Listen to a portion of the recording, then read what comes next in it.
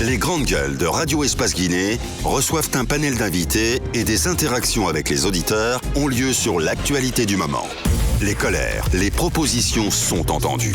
Les grandes gueules de Radio Espace Guinée se veulent un reflet des préoccupations des Guinéens. Les grandes gueules, une émission populaire qui invite des politiques, des économistes, mais aussi des acteurs de la société civile guinéenne. À suivre tous les jours, 9h-11h sur Radio Espace Guinée et nos radios partenaires. 30 minutes pour débattre de l'actualité liée à la nouvelle constitution, au projet de nouvelle constitution cher au parti présidentiel. On va donc engager ce débat dans un instant avec notre invité, M. Souleymane Keita, conseiller à la présidence de la République et membre du RPG Arc-en-Ciel. Bonjour à vous, M. Souleymane Keita. Bonjour, mon frère Abakar. Bonjour. Bienvenue dans cette émission. Membre de Grande Gueule. Bien. Et à vos millions d'auditeurs. Merci. Pour commencer, Antoine. Monsieur Keita, vous suivez forcément l'actualité. Le RPG, le 18 mai dernier, avait rendu public une déclaration dans laquelle elle souhaitait qu'on adopte une nouvelle constitution. Et aujourd'hui, est-ce que vous maintenez cette posture et comment voyez-vous le débat en cours sur la question?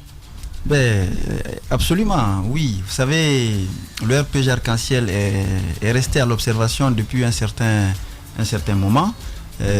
Il y a aujourd'hui un débat dans la cité que personne ne peut nier, c'est le débat de la Constitution. Et après avoir suivi des interpellations par-ci, par-là, des organisations, certaines organisations de société civile, des militants du parti, de simples citoyens, des universitaires, etc., etc., et aussi les commentaires de l'opposition qui, depuis très longtemps, ne cessent de communiquer sur une volonté, selon elle, du pouvoir en place de vouloir changer la Constitution. Le RPG a en fin de compte décidé de rentrer dans le débat. Mais ce que nous avons fait le 18 à travers... Est-ce vous qui avez commencé cela ou ce sont les opposants? À travers... On se souvient que vos cadres à l'intérieur du pays avait émis cette idée-là. Bien avant la déclaration officielle. Ça ne date pas d'aujourd'hui. Oui. Vous aviez déjà donné le ton à travers une série de meetings et de manifestations de soutien au projet de changement de nouvelle constitution, parce que ça a commencé même, les masques ont commencé à tomber le 8 mai, le 8 mars, à l'occasion de la fête de la fête internationale de la femme au Palais du Peuple, à l'occasion de laquelle on a vu des pancartes sur lesquelles était donc écrit oui à la nouvelle constitution. Il y a eu aussi donc je faisais mention de ces campagnes, de ces meetings à Fria, à Koya, un peu partout en Basse-Côte. Le ton était déjà donné, monsieur Keita. Je vous fais remarquer tout de suite que le débat sur la constitution actuelle a commencé bien avant l'arrivée au pouvoir du professeur Alpha Condé, parce que nous avons tous suivi la transition, et moi je suis mieux placé pour en parler, parce que j'ai eu la chance de participer à toutes les étapes au niveau de la jeunesse à l'époque. Donc déjà, il y a eu des idées selon lesquelles cette constitution devait prendre en compte un certain nombre d'éléments et puis devait se soumettre à une certaine obligation juridique, notamment son mode d'adoption. Donc il ne faut pas ramener le débat à l'aspect actuel. La question, c'est c'est très important. Mais ça a été rappelé par Lansana Kouyaté dans une interview. Il était prévu qu'après l'élection d'un président à l'issue des accords, les 6 mois qui suivaient, le président devait soumettre au vote, à référendum la constitution qui était là. Ce n'est pas vrai. Ça n'a pas été le cas. Ce n'est pas vrai. Mais ça a été dit par Lansana Kouyaté. Ce n'est pas vrai. Vous ne le confirmez pas. C'est pas vrai. Il n'a pas été dit ça. Ce n'est pas vrai. Qu'est-ce qui a été dit? Donc c'est une contre-vérité. C'est pas vrai. Je dis. C'est que du Kouyaté. Je vous dis, c'est pas vrai. Les acteurs de la transition sont encore en Guinée. Ils sont très nombreux. Vous pouvez leur demander. Ce qui a été dit, on s'est tous mis d'accord avec la mésaventure qui est arrivée au capitaine Dadis. On était dans une situation de peur et d'incertitude. Et cela nous a conduit à Ouagadougou. Vous savez le contenu de l'accord qui a été obtenu, principalement 3 points essentiels, c'est-à-dire Sékouba Konaté devenait de facto le président de la République par intérim, donc président de la transition. L'opposition devait désigner un premier ministre et puis on devait mettre en place un CNT composé de 101 membres. Vous savez la suite, ce qui s'est passé. Alors, lorsque ce CNT a été mis en place, puisque la constitution en vigueur a été suspendue, n'est-ce pas, par le CNDD, on était dans l'obligation de se retrouver dans un cadre juridique pour pouvoir encadrer les élections. Et c'est ce souci qui a amené la transition, enfin le CNT, d'alors, qui a eu le mandat, bien entendu, de l'ensemble des acteurs de la transition, d'élaborer un texte constitutionnel. Mais tout le monde était unanime, tous les acteurs, puisque nous étions là-bas, on était membres des forces vives, tout le monde était unanime qu'il fallait, même si il y a des écueils qu'on peut remarquer, mais il fallait qu'on sorte de la transition, il fallait sortir de toutes les manières de la transition, et que le président qui serait élu soumettrait cette constitution au référendum. Mais il n'a pas été dit. Dans quel délai après. Non, il n'y a pas eu de délai. Ça a été dit comment? Par écrit ou verbalement? Tout le monde, c'est verbalement. Verbalement. C'est le point de vue de tout le monde. Moi, alors, Monsieur Guetta, les 6 mois impartis, c'est pas vrai.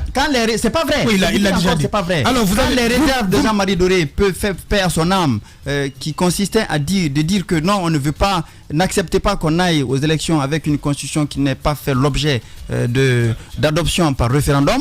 On a dit, certains même ont dit non, peut-être que on a tous rigolé. Certains ont dit Jean-Marie commence à prendre du goût de son poste de Premier ministre. De toutes les façons, ce débat, on l'attend. Celui qui sera élu parmi nous va soumettre. Pourquoi vous ne l'avez pas fait? Pourquoi votre champion? Maintenant on le fait, on est là encore. Mais 9 ans. Oui, mais on est là encore. Pourquoi vous n'avez pas pu le faire à 9 ans? Depuis 9 ans. Oui, mais on est là encore. Non, je vous pose la question. Il n'y a pas pourquoi de temps. Ça n'a pas été. Il n'y a pas de temps. Il n'y a pas de temps. On va s'écouter. Il n'y a pas. Non, Jacques. Il dit, disons, les accords verbaux disaient donc que vous alliez soumettre cette constitution à référendum.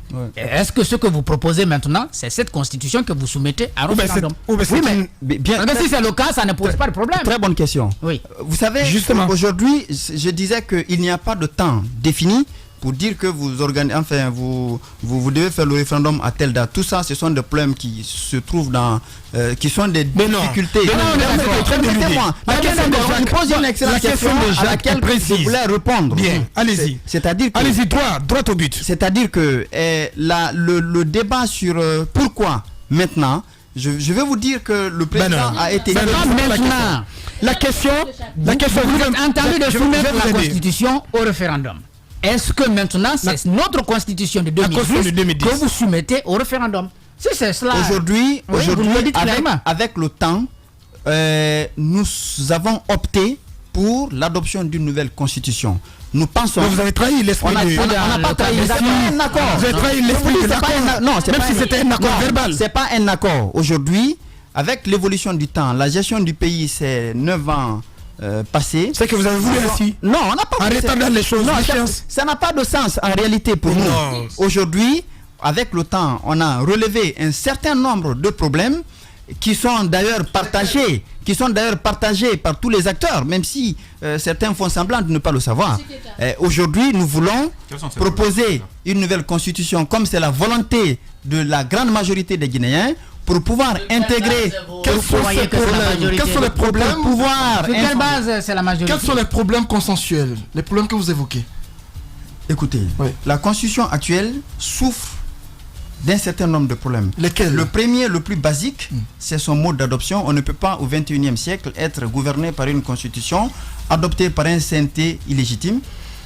Et on ne peut pas dire illégitime. Ce n'est maintenant que vous vous rendez compte. C'est sur cette base que votre champion a été élu président de la République. Par deux fois. Je vous dis. En 2010 et en 2015. Il a prêté serment par 2 fois. Quand même, sur une constitution que vous qualifiez d'illégitime. Permettez. Et le CNT n'était pas illégitime. Permettez. Nous avons, pendant la transition, je vous ai expliqué qu'on était dans une situation de peur qui a fait qu'il fallait coûte que coûte sortir de la situation. Ça a été voulu comme ça par l'ensemble des acteurs politiques d'alors, de la société civile, du syndicat et de tout le monde. Cela ne m'empêche pas de dire. Ce qui rend légitime au regard, cela ne peut pas m'empêcher de dire au regard de la loi que c'est une constitution légitime tant que le peuple qui est le souverain, qui est souverain et qui détient, n'est-ce pas, le cutus pour conférer à la légitimité à un texte, ne s'est pas prononcé là-dessus, il reste un texte un CNT illégitime, même si ça permet de sortir d'une situation d'exception. Il faut qu'on dise ça. Ça, c'est pas politique, c'est pratique. La Constitution aussi est illégitime? Pardon? Vous supposez que la Constitution est illégitime? On a trouvé un consensus. On va légitimer la Constitution à travers un référendum. Aujourd'hui, avec le débat... Vous avez refusé de le faire. En disant cela, est-ce que vous reconnaissez que votre champion a été élu sur la base d'une constitution illégitime?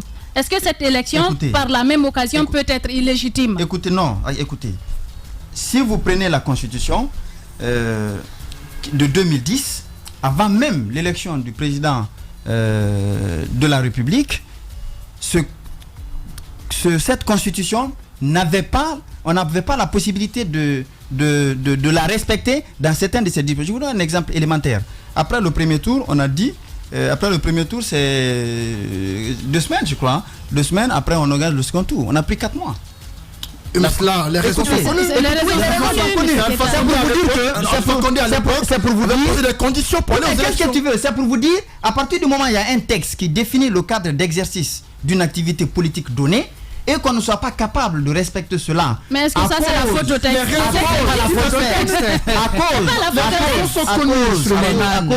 À cause des contraintes de la réalité, bien entendu, on est obligé de passer par consensus. Et vous l'avez remarqué, on est passé par consensus depuis 2010 à maintenant. On a constaté un certain nombre de choses et beaucoup d'éléments que vous n'avez pas énuméré, M. Keita. Je vous ai écouté, les gens, on vous pose des questions pour savoir qu'est-ce qui ne va pas dans la Constitution que vous dénoncez. Vous ne dites pas ce que c'est. Vous êtes limité qu'au défaut de légitimité de cette. Maintenant, la Constitution revêt un certain nombre de problèmes que nous voulons. Le problème majeur, c'est quoi? Le problème majeur, c'est quoi? Laissez-moi finir. J'ai commencé par le premier. J'ai dit qu'il faut d'abord accepter le principe basique, l'adoption par référendum. Deuxième chose, à l'intérieur, il y a un certain nombre de choses qu'il faudra retoucher. C'est par exemple la question des institutions républicaines en Guinée. Vous en avez une dizaine. Et oui. Vous en avez une dizaine. Et si vous avez remarqué, vous êtes le commentateur de l'actualité, depuis 2010, presque toutes ces institutions ont connu leur crise. Ça veut dire que là-dedans, il y a une difficulté, n'est-ce pas, de fonctionnement de ces institutions en fonction de la réalité sociale, politique et économique de notre pays. Pas que. Autre chose. Oui, surtout de votre volonté. En fonction aussi de l'intrusion du prince dans le fonctionnement de ce La plupart de ces crises ont été des crises nourries, inspirées du palais. C'est comme ça que vous pensez. Mais bien sûr. Non, c'est comme ça que vous pensez. Bien sûr. Ce n'est pas le cas. Il ne faut pas penser que tout ce qui s'y passe. Regardez, il y a la CENI. On a fait les élections. La CENI en Guinée est organisée par tout le monde. Il y a la société civile, il y a les partis politiques, il y a le ministère de l'Administration du territoire, tout le monde. Mais vous avez vu les résultats des élections récentes, les élections communales. Nous, on n'a pas gagné. Dans beaucoup de nos... On comprend parler d'intrusion. Il ne faut pas parler d'intrusion de l'exécutif, enfin, ou alors du pouvoir en place dans les institutions. Non, c'est parce que la façon dont c'est conçu ces institutions dans l'esprit de la Constitution de 2010 n'est pas de nature à assurer la stabilité de ces institutions-là. Donc c'est un problème. Parmi ces institutions, il y en a une que vous n'avez pas mise en place. La Haute Cour de justice. Que le président n'a jamais voulu mettre en place. C'est un processus. Jusque-là. Depuis 9 ans? Non, jusque-là. Je crois que c'est la seule institution qui restait. Là n'est pas mais elle est extrêmement importante. Oui, mais écoutez, là n'est pas le débat aujourd'hui. Non, là n'est pas le débat. On a du mal à mettre en application les dispositions de la Constitution actuelle. Lesquelles dispositions? Oui, les dispositions celles qui sont mises en place. Vous savez les difficultés dans lesquelles nous sommes. D'autres problèmes dans la Constitution. D'autres problèmes dans la Constitution. Par exemple, des institutions. Nous avons dit que dans la nouvelle constitution que pour laquelle nous souscrivons, nous avons dit qu'il faut voir la question de la décentralisation, notamment au niveau... La voir autrement. Notamment au niveau des élections législatives. On a pensé qu'aujourd'hui, 114 députés ne nous paraissent pas suffisamment représentatifs de l'ensemble des populations guinéennes. Et 12 millions à peu près. Alors, on ne peut pas avoir le même nombre de députés à Matoto qu'à Dixine, etc. Tout ça, ce sont des réalités aujourd'hui qu'il faudra voir. Vous voulez proposer combien de députés dans la nouvelle constitution? Mais ça se fera au débat. Ça se fera au débat. Mais vous voulez plus de 114? Ah, mais bien sûr. Bien entendu. Bien sûr. On veut plus de 114, mais on veut que ce soit proportionnel à la population selon les circonscriptions électorales. Et ça, c'est extrêmement important. C'est déjà écrit, ce texte, la nouvelle constitution est déjà élaborée? Non, pour le moment, non, c'est pas parce que pour le moment, moi je... L'avant-projet existe. L'avant-projet était en élaboration. On n'a pas... S'il le dit dans ce studio, mais par contre, au niveau du RPG, nous avons un ensemble de propositions que nous allons soumettre à la commission qui va être mise en place à cet effet pour faire passer notre point de vue et qui sont partagés, n'est-ce pas, par la plupart des Guinéens aujourd'hui. Voilà. Bien. Notre invité à ce jeudi, M. Souleymane Keita, conseiller à la présidence de la République et membre du RPG Arc-en-Ciel. Allez-y, Ali. J'ai un problème avec votre raisonnement. Ce que je remarque, c'est que tout ce que vous avez cité dans la Constitution, c'est peut-être vrai, mais la Constitution elle-même prévoit comment on peut la réviser elle-même pour changer tout ce que vous voulez. Il y a plus de 160 et quelques articles dedans. Il n'y a qu'un seul article qui parle des intangibilités qu'on ne peut pas changer. Alors, pourquoi vous ne parlez pas de révision de la Constitution qui existe pour apporter toutes les réformes que vous dites, mais vous parlez d'une 4e République, changer la Constitution? Pourquoi? Oui. D'abord, vous savez, la question de la révision ou la nouvelle Constitution, vous avez suivi les semaines passées des doctrinaires qui sont passés, qui ont donné leur point de vue, des techniciens du droit qui maîtrisent, n'est-ce pas, l'ensemble des textes et les modèles de révision. Nous avons dit que nous voulons une nouvelle constitution pour passer à la 4e République. La raison, elle est toute simple. Aujourd'hui, avec la possibilité d'un premier mandat. Pardon? Avec la possibilité d'un premier mandat. Ça, c'est un autre débat qui viendra parce que personne ne sait de quoi demain est fait. Ça dit que ce débat, moi, je ne rentre pas là-dedans. Pourquoi vous voulez passer à Mais par contre, nous, en tout cas, le président de la République, au niveau du RPG, nous avons le souci de pouvoir marquer l'histoire. La Guinée a une constitution aujourd'hui qui ne s'adapte plus aux réalités et qui... Quelle réalité? Aux réalités du pays. Pourquoi vous voulez passer à une 4e République? On passe à une 4e République. Vous êtes très attaché aux mots abstraits. Pour moderniser les institutions. Pour introduire un certain nombre d'éléments qui vont favoriser l'évolution de la société guinéenne sur le plan. La révision ne vous permet pas. La révision ne permet pas, vous savez. Ah bon? Qu'est-ce que la révision ne permet pas? La révision ne permet pas, vous savez pourquoi? Les révisions qui se sont passées en Guinée ont toujours porté sur 2 ou 3 articles. Si vous prenez la dernière révision, la révision de 2001, qu'est-ce que les gens ont fait? Ils ont changé simplement 3 éléments. Attendez. La Constitution vous permet. Est-ce que la Constitution vous permet? Ce n'est pas ce qui s'est passé. C'est parce qu'ils ont voulu réviser 1 ou 2 articles. Vous pouvez réviser l'ensemble des articles, sauf un seul. Oui, mais donc pourquoi vous ne révisez pas sauf changer? Parce qu'en changeant quand vous révisez tous les articles sauf les intangibilités constitutionnelles, vous passez à une autre constitution. Non. Ça, non. Vous savez,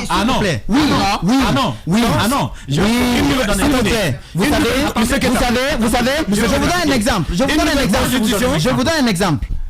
Nous avons, quand vous prenez la question, par exemple, de la suppléance du pouvoir ou de la vacance du pouvoir en Guinée, qu'est-ce que la loi dit? Aujourd'hui, nous voulons, par exemple, proposer, si on demande mon avis, je proposerai un vice-président. Dans les autres pays, s'il vous plaît, dans les autres pays, au Nigeria, par exemple, lorsqu'il y a vacance du pouvoir, permettez-moi, Ali, c'est ce que tu poses. Je vais dire, à partir du moment où on introduit une question essentielle de ce genre, vous ne pouvez plus parler d'une constitution qui était anciennement en vigueur parce que habituellement c'est le président de l'Assemblée nationale dans le cas. Non. Vous avez vu que vous défendez très mal M. Keita parce que c'est pas la question. La question c'est quoi? C'est l'ensemble des articles de la Constitution, on peut les réviser sauf un seul article.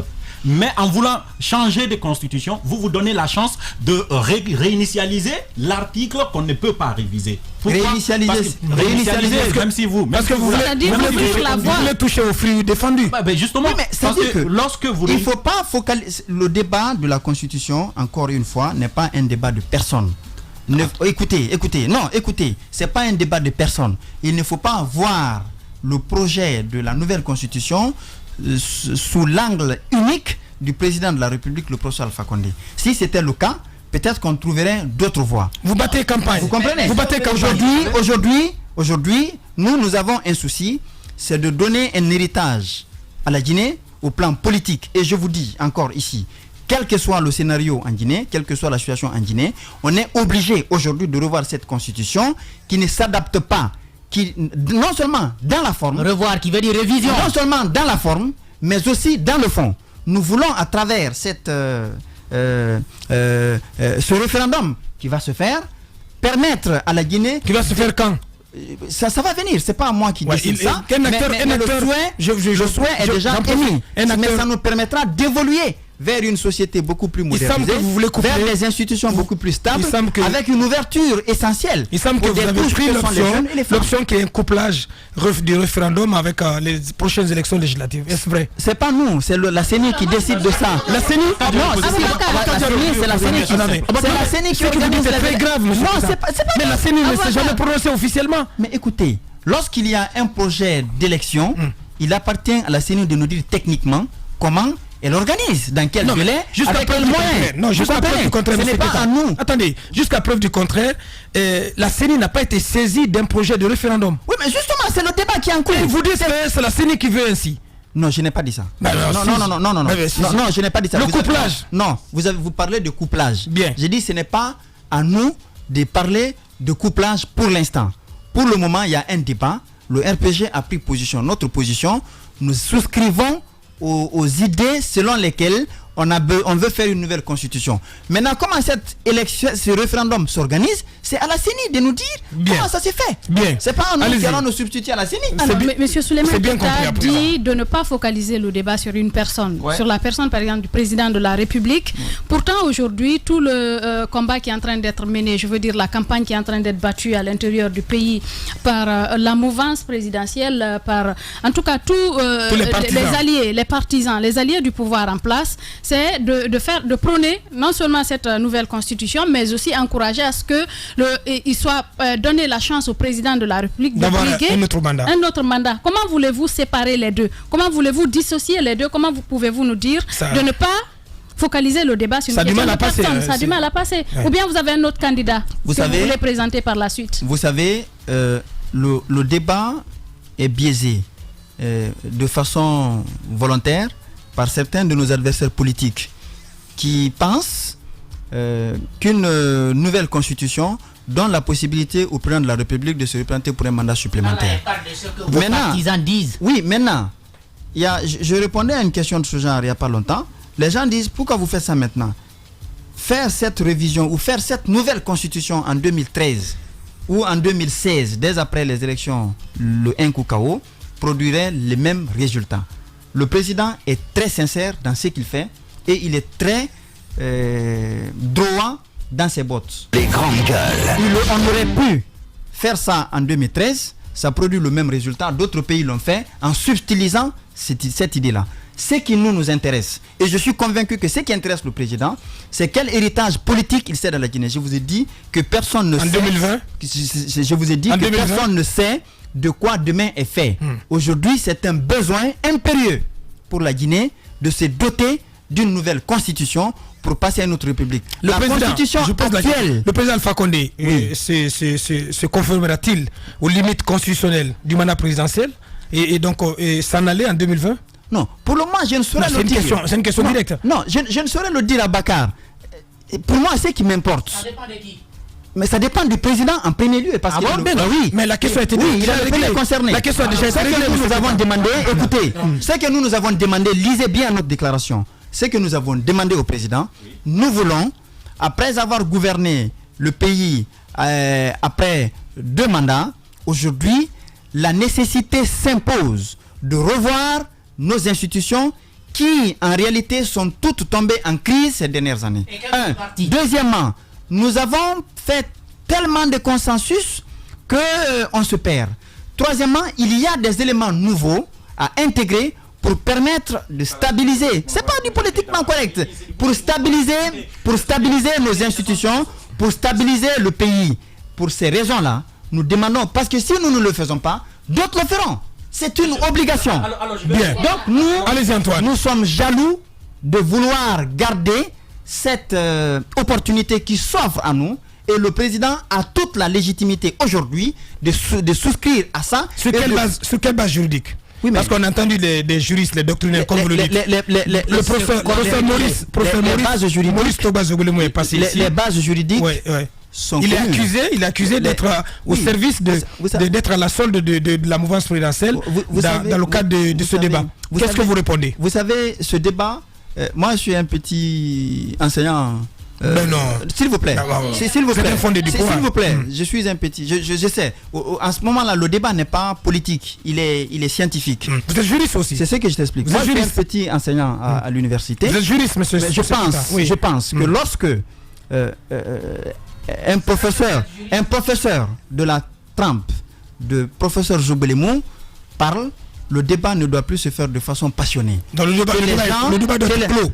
Je ne dis pas que le débat soit clos, mais si nous sommes dans le cadre universitaire, généralement, ce débat il doit être rangé. Ah bon? Là oui, absolument.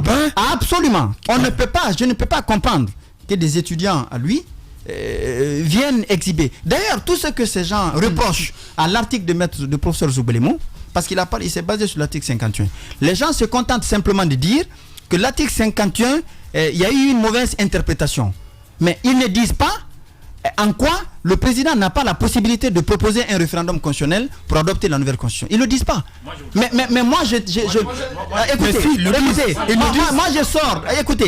sors de ce débat de doctrine pour revenir sur un élément très simple. Aujourd'hui, le président est élu par le peuple de Guinée. Aujourd'hui, il a la légitimité, n'est-ce pas, nécessaire pour proposer une nouvelle constitution parce que tout simplement, pardon. C'est la dernière contribution de Mamadi Trois Kaba, ça. Mamadi Trois Kaba. Oui. C'est pas la légitimité. Bon, de toutes les façons, je ne l'ai pas encore lu, mais ce que je sais, le président a la légitimité nécessaire de proposer une nouvelle constitution parce que il appartient seul au peuple de décider de son destin et non à un groupuscule. Ce ne sont pas des groupes qui peuvent imposer leur volonté au peuple. S'il n'y a pas d'entente, le référendum va nous départager. C'est le oui ou c'est le non. Dernière question, Antoine. Il y a deux mots qui retiennent mon attention dans les propos, dans les déclarations de Souleymane Keïta. Il dit qu'on va faire le référendum et ensuite le président reste droit dans ses bottes. On a comme l'impression que c'est décidé. On s'en fout de ce qu'il y a devant. Parce que déjà, il y a le FNDC qui a créé un mouvement pour s'opposer à toute velléité de nouvelle constitution. Apparemment, vous ne semblez pas tenir compte des mises en garde de ce FNDC-là. On a comme l'impression que le FND fait peur. Parce que vous avez été obligé, on vous a vu vous fendre d'une déclaration autant extrêmement dure suite à la publication par le FNDC d'une liste de promoteurs du troisième âge. Est-ce que le RPG prend-il au sérieux le FNDC en face qui veut coûte que coûte empêcher vos intentions? Deuxièmement, votre déclaration de la fois dernière, c'était quoi l'opportunité? Et surtout les mots employés là-dedans, ça répondait à quoi? Vous les menacez de poursuites judiciaires. D'abord, le FNDC dont vous parlez, c'est l'UFDG déguisé. Oui, c'est-à-dire qu'il ne faut pas créer l'amalgame. Il ne faut pas donner l'impression. C'est important, il ne faut pas donner l'impression. Il n'y a pas d'activistes. On va me permettre de répondre à cette dernière question. C'est des politiques. On n'a plus le temps. C'est des politiques. Oui, il n'y a pas. Toi aussi. Toi aussi. PQD, c'est quoi? On se connaît là. Balai citoyen. On va s'écouter les gars. On se connaît. C'est-à-dire qu'il n'y a pas de front national pour la défense de la Constitution. Il y a, si vous voulez, une transposition de l'opposition conduite par Selou et les autres dans ce front pour donner l'impression à l'opinion d'avoir l'adhésion des populations par rapport à ce qu'ils sont en train de Qu'est-ce que vous faites de la CODE? Qu'est-ce que vous faites de la CODE? Qu'est-ce que vous faites de tous ces partis? Maintenant, nous, qui sont membres du front, nous pensons, la Constitution même le dit, c'est-à-dire que aucun groupe d'individus ne peut se substituer au peuple. Seul le peuple peut décider de son sort. Ce n'est pas le RPG pris en tant que tel, ce n'est pas l'UFDG pris en tant que tel, ce n'est pas l'UFR, ce n'est pas la société civile, je ne sais pas qui. C'est le peuple qui est responsable de son destin et conséquemment, il souscrit à ce qu'il pense être bon pour sa survie. Monsieur Suleiman Keita, Mohamed Ali, je suis désolé, la radio c'est l'heure. On a d'ailleurs largement dépassé le temps qui nous est imparti. Donc notre réalisateur qui a été très large avec nous. Merci à vous, monsieur Keita.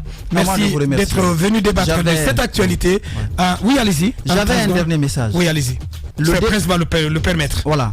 Le débat actuel en cours, moi j'ai surtout un message particulier pour la jeunesse guinéenne qui, à mon avis, est en train de se perdre.